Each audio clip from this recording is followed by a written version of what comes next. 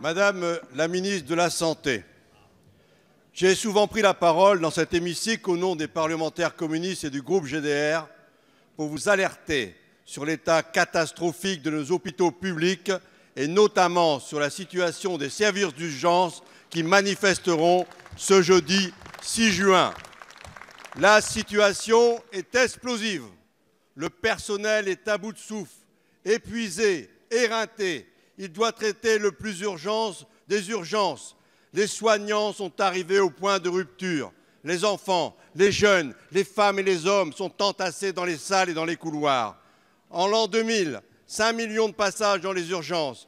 17 ans après, 21 millions. Et dans la même période, 100 000 lits supprimés. Il faut décréter tout de suite l'état d'urgence sanitaire. Deux événements majeurs se sont produits ce week-end. D'abord, les urgences de Lons-le-Saunier, où 70% du personnel paramédical et 8 médecins sur 15 sont en arrêt maladie, épuisés, éreintés. Pour réponse, pour assurer la continuité des soins, le personnel soignant est réquisitionné manu militari au milieu de la nuit. L'urgence, l'équipe de nuit des urgences de l'hôpital Lariboisière est à Paris également en arrêt maladie. Vous osez qualifier publiquement qu'il s'agit d'un dévoiement de l'arrêt maladie. Pire, vous affirmez qu'en agissant comme cela, donc en étant en arrêt maladie, cela accroît la fatigue des autres. Vous préférez culpabiliser le personnel exténué que de revoir votre copie. Il ne s'agit pas de remplacer du personnel épuisé par du personnel éreinté. Le problème est bien plus profond que cela.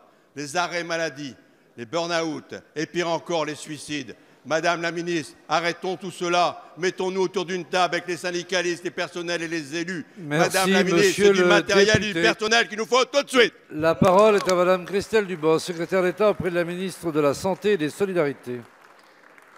Merci Monsieur le Président, Mesdames et Messieurs les députés, Monsieur le député. Le malaise des urgences est réel et nous ne le cachons pas et nous le savons. Nous entendons ce que nous disent les soignants et nous savons qu'ils sont sincères. Le mouvement actuel trouve son origine dans des difficultés de conditions de travail.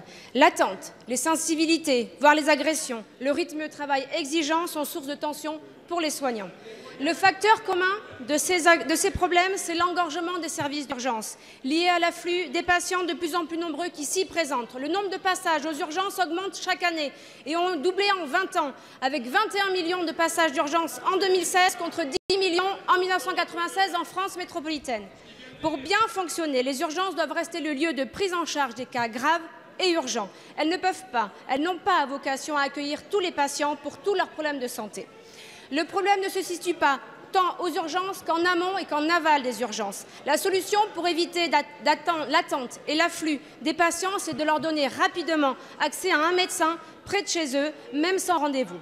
Il faut en finir avec le tout hôpital. Tout le sens de Ma Santé 2022, que j'espère que vous avez voté ou j'espère qu'il va bien passer au niveau du Sénat actuellement, est de transformer complètement notre système d'organisation des soins pour que chaque citoyen trouve près de chez lui ou même à domicile la prise en charge la plus adaptée à ses besoins, notamment en ville, pour les problèmes de santé sans gravité.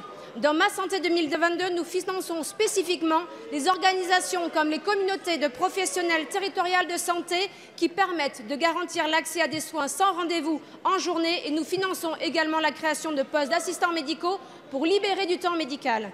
Ces mesures donneront des résultats très prochainement. La réforme va également permettre de trouver des solutions en aval des urgences pour que les patients soient pris en charge plus rapidement et orientés vers les services compétents à l'hôpital ou à la médecine de ville.